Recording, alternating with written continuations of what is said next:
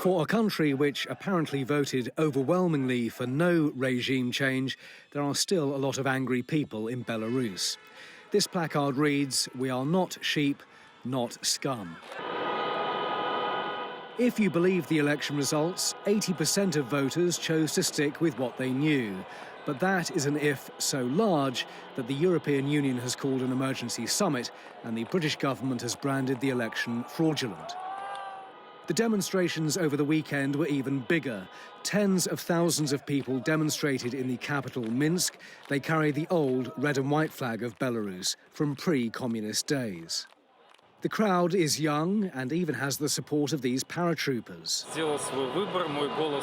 This protester says, "I made my choice and my vote was thrown in the bin, so I'll keep coming out until our president leaves." That president is Alexander Lukashenko, a very close ally of Vladimir Putin. He tried to win over workers at this tractor factory today, but without much success. Here, he suggested that the protesters don't understand what they're doing.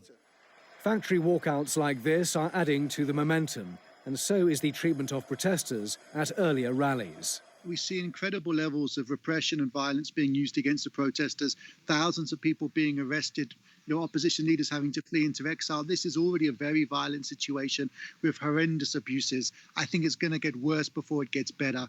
The government is going to have to try and clamp down on these protests. The protests are going to continue, and I think much more violence is likely in the coming weeks, sadly. So while the election result seems like Groundhog Day, many people in Belarus are determined to end the cycle once and for all. Simon Weiger, 5 News.